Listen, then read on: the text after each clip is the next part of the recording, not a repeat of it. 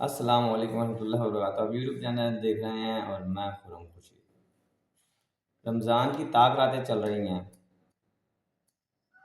ہمیں کئی قسموں کی عبادت بتائی جاتی ہیں کہ یہ کر لیں یہ کر لیں یہ پڑھ لیں یہ پڑھ لیں. صحیح ہے نا. اچھا میں نے جتنا نالج گین کیا نا، کیونکہ میں عموماً سوچا کرتا تھا کہ کیا اسپیسیفکس ان راتوں کے لیے کوئی عبادات ہیں، تو مجھے کچھ ایسا نظر نہیں آیا ایکسیپٹ اس کے کہ میکسیمم اللہ پاک کے نبی آپ اقدس صلی اللہ علیہ وآلہ وسلم نے فرمایا کہ دعا مانگو. عبادات اور قبولیت کی جو وقت ہوتا ہے اس میں دعائیں مانگو. عبادات کی جو رات ہے اس میں اپنی مغفرت مانگو. صحیح ہے نا. اور اللہ پاک سے دعا کرو اپنے رزق کے لیے، اپنی ہدایت کے لیے، جنت الفردوس کے لیے. جنت تو کہا ہی نا، آپ علیہ وسلم نے جب بھی کہا جنت الفردوس کے لیے اللہ پاک سے اپنے لیے دعائیں مانگو. صحیح ہے نا. تو ہم دیکھتے ہیں عموماً مسجدوں میں لیفلیٹس پڑے ہوتے ہیں، پیپرز پڑے ہوتے ہیں، آپ یہ عبادت کریں یہ عبادت کریں یہ عبادت کریں. صحیح ہے نا. تو میں نے تو سب اگنور کرنا شروع کر دیا، درگزر کرنا شروع کر دیا. اگر حدیث کی روح سے کوئی عبادت ثابت ہے تو ایگزیکٹلی اس کو تو چیلنجیبل ہی نہیں ہے نا، اس کو تو آپ چیلنج نہیں کر سکتے اگر حدیث کی روح سے آ رہی ہے. باقی میں نے دیکھا زیادہ تر علماء کرام یا خود ہم نے من گھڑت کر لی ہے. صحیح ہے نا. کہ جی اتنے ایسے سارے تصویر پڑھے ہیں یا ایسے اتنے نفل پڑھے ہیں. صحیح ہے نا. بہترین عبادت یہ ہے کہ آپ ان طاقتوں میں اللہ پاک سے عبادت کریں تو اللہ سے رو رو کے اپنی ہدایت کے لیے دعا مانگیں. بیسٹ دعا ہے. یاد رکھیں جو میرا ماننا ہے، میں غلط ہو سکتا ہوں، کمی پیشے اللہ پاک معاف کریں.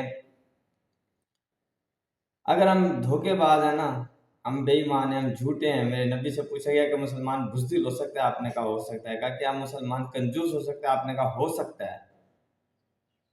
تو کیا مسلمان جھوٹ بول سکتا ہے؟ آپ علیہ السلام نے کہا مسلمان ہے تو جھوٹ نہیں بولے گا. ذرا اس فکر کو الٹا کر لیں. یعنی اگر وہ مسلمان ہے تو جھوٹ نہیں بولے گا، اگر جھوٹ بولے گا تو یعنی پھر مسلمان نہیں ہے. میں پھر کہوں گا اللہ پاک مجھے کمی پیشی معاف کریں، ہے نا. کہ اللہ کے نبی نے کہا اگر مسلمان ہے تو جھوٹ نہیں بولے گا. تو اگر ہم یہ سب گناہ کر رہے ہیں، فراڈ، دھوکے بازی، بے ایمانی، ملاوٹ، تو ہماری دعائیں ہمارے اعمالوں کی وجہ سے رکی پڑی ہیں. لیکن اس سچویشن میں بھی جو ایک دعا قبول ہوتی ہے نا، ان حالات میں بھی ان اعمال کے ساتھ جو ایک دعا قبول ہوگی وہ ہے ہدایت کی دعا. صحیح ہے نا. وہ لازمی قبول ہوگی اور وہ پسندیدہ دعا اللہ پاک کی کہ میرا بندہ مجھ سے ہدایت مانگ رہا ہے. آپ جتنے گناہ گار ہیں، آپ شرابی ہیں، آپ عیاش ہیں، آپ سود پہ کاروبار کرنے والے ہیں، آپ جھوٹے ہیں، آپ دھوکے باز ہیں، آپ فراڈ کرتے ہیں، آپ ملاوٹ کرتے ہیں. اللہ کے نبی نے کہا ملاوٹ کرنے والا ہم میں سے نہیں ہے. تو ہم کون تھے؟ بیسکلی ہم تو مسلمان تھے نا. اللہ پاک اللہ کے نبی کیا فرما رہے ہیں کہ ملاوٹ کرنے والا ہم میں سے نہیں ہے. تو ہم کس کو کہہ رہے ہیں؟ مسلمان کو کہہ رہے ہیں، ہے نا.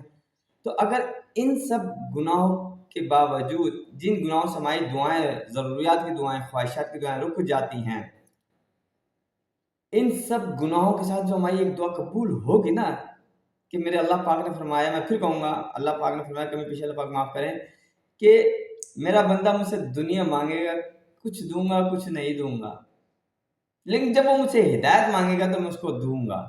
تو ان سارے گناہوں کے باوجود جب آپ ہدایت کی دعا مانگیں نا تو یہ قبول ہونی ہی ہونی ہے.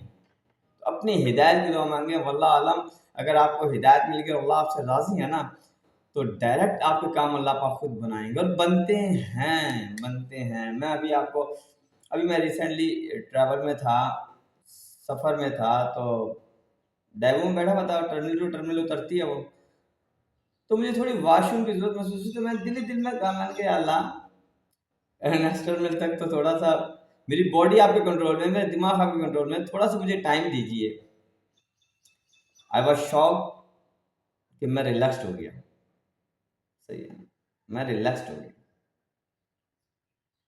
تو کیا اللہ نے سنی نہیں؟ ارے آپ کی اگر دعا قبول ہو جاتی ہے، آپ کی پریشانی اس وقت ختم ہو جاتی ہے، تو آپ سب سے بڑے VIP ہیں. آپ سوچیں کہ آپ کی دعا سنی کس ذات نے ہے. اوئے ہوئے اللہ اکبر. تو یاد رکھیں یہ سب چیزیں چھوڑنی پڑیں گی، اور ان سب چیزوں کو چھوڑنے کے لیے کم از کم ان تعمیراتوں میں اللہ پاک سے یہ دعا مانگیں کہ اللہ ہماری مغفرت فرمائے، ہمارے گناہوں کو معاف فرمائے، اور ہمیں ہدایت نصیب فرمائے. اگر ہدایت آ گئی تو آپ ایمان پہ آ گئے، اگر آپ ایمان پہ آ گئے تو آپ کا ڈائریکٹ رشتہ اللہ پاک سے بن گیا، اور اب آپ کی دعائیں ایسے ہی قبول ہوں گی جیسے اللہ پاک نے فرمایا موسیٰ ایک امت ایسی آنے والی جو ہاتھ اٹھائے گی تو میں دعائیں قبول کر دوں گا. فارورڈ ضرور کیجیے گا، دعا میں یاد رکھیے گا.